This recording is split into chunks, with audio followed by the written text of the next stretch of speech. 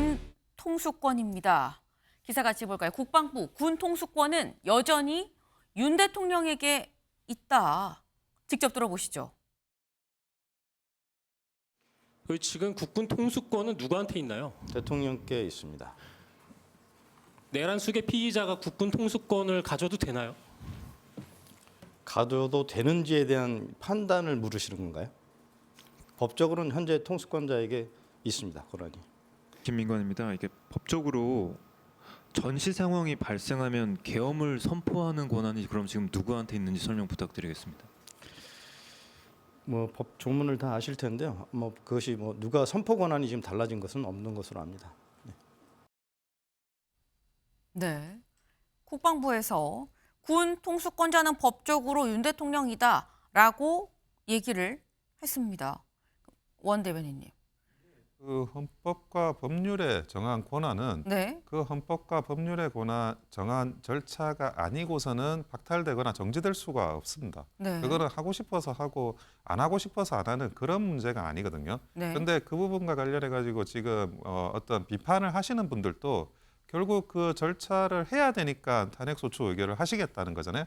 근데 그 탄핵소추 의결이 일단 있지가 않은데 네. 그와 관련해서 현재 군 통수권자가 대통령에게 있다는 거는 이거는 헌법 조문상으로도 너무나 당연하고요. 근데 그 절차를 밟는 거는 이제 반대쪽에서의 생각을 밟아가지고 가시는 문제예요. 근데 지금 그러면 전쟁이 일어나면 그럼 전쟁 지휘는 누가 합니까? 그거는 상식적인 답이기도 하고 헌법과 법률에 부합되는 답이기도 합니다. 이거는 누가 개인적으로 판단할 문제가 아닙니다. 이미 써져 있어요. 근데 그렇다고 한다면 윤 대통령이 대국민 담화를 통해서 일임을 하겠다라고 얘기를 했고 이 일임을 하겠다라는 표현에 대해서 한동훈 대표가 위임을 다 받았다라는 취지로 설명을 했었는데 그렇다면은 법적으로 권한은 대통령한테 있는데 그럼 이 말은 어떻게 해석을 해야 되는 겁니까? 아니 그게 아니라 잘 보시면 네. 국정을 안정화시키는 방안을 당에 일임한다는 거지 국정을 일임한다는 이야기는 한 적이 없어요. 방안을 일임한 거다. 국정을 어떻게 안정화시킬 거냐 네. 혼란이 있으니 원래 그거는 당과 정이 항상 또 같이 해야 되는 문제도 있는 겁니다. 근데 지금 현재 좀 그런 권한을 안정화시키는 방안과 관련해서는 네. 당이 이제 일임을 한 거지 국정을 일임한다라는 이야기는 한 적이 없습니다. 네. 국정을 일임한다는 소리 없었는데 왜 한동훈 대표랑 한덕수 총리는 국정에 일임 받은 것처럼 행동하죠? 그러면 반헌법적 행동을 하는 거네요. 그러면 그분들도 대통령의 권한을 뺏었으니까 반헌법적 세력으로 처벌을 해야 되는 상황에 이르는 겁니다. 그 논리라면. 중요한 논리는 그런 너무나 이제 말꼬리 같은 얘기 같아서 차지하더라도 지금 군 통수권자가 내란 수계 혐의를 받고 있는 윤석열 대통령한테 있습니다. 이게 문제인 것이에요. 그러니까 아무리 군 통수권자가 전시에는 본인이 모든 거를 하고 계엄을 선언할 수 있어요. 네. 지금 현재 이게 위험한 겁니다.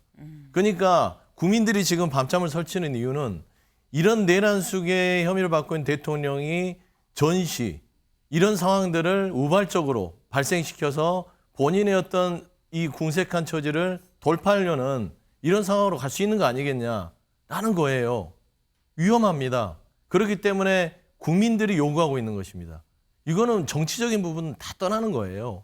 지금 보시면 대한민국 헌법은요. 모든 권력은 국민한테 나옵니다. 권력자는 국민이고요. 대통령이 가지고 있는 통수권은 권위입니다. 네. 그러니까 위임받은 그냥 권력의 하나의 위임받은 그 행위일 뿐이에요. 그렇기 때문에 저는 지금 국민의 안위와 대한민국의 안위를 위협하는 내란 수계 혐의를 받는 윤석열 대통령에 대해서는 즉각 직무정지가 필요하다는 거. 이거 여야가 같이 동참해야 됩니다. 여기서 헌법 운운하고 법치 운운하고 할 새가 없다. 저는 그런 말씀드리고 당장의 통수권 부분도 계속 가지고 있으면 위험하다. 저는 그런 말씀 좀 드리고 싶습니다. 네. 그럼 군 통수권을 여전히 대통령이 갖고 있다고 한다면 그럼 한덕수 총리와 한동훈 대표는 그동안 여기에 반하는 내용을 대국민 담화로 얘기를 한 것이냐라고 얘기를 했죠. 안 그래도 국방부의 이 얘기에 직접 한동훈 대표한테 기자들이 물어봤습니다. 직접 들어보시죠. 네, 군 통수권에 대해서 대통령 직무가 배제되는 겁니까? 저는 마찬가지라고 생각합니다. 그러면 외교를 포함한 것이죠. 외교까지 포함한다는 제가 말씀을 드렸죠. 누가 군 통수권을 대리하나요? 자, 여기까지 하시죠. 하겠습니다.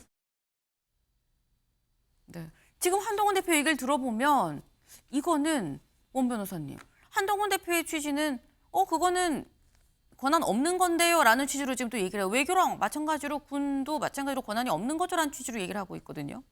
한동훈 대표가 최소한의 헌법 조문도 잘 모르고 자기가 답을 한 것 같아요. 이거를 이해를 못 하신 것 같은데, 그리고 그 한덕수 총리가 이야기한 그런 말씀들 담화문이나 이런 내용을 보면 네. 거기에 한동훈 대표한테 국정을 위임한다라는 취지의 표현이 없습니다. 예, 당연히 그런 표현이 없고 그냥 만나서 사진 찍고 뭐 할 이야기하고 한 것뿐이지 거기에 대해서 한동훈 대표가 뭐 심대한 착각을 한 것 같습니다.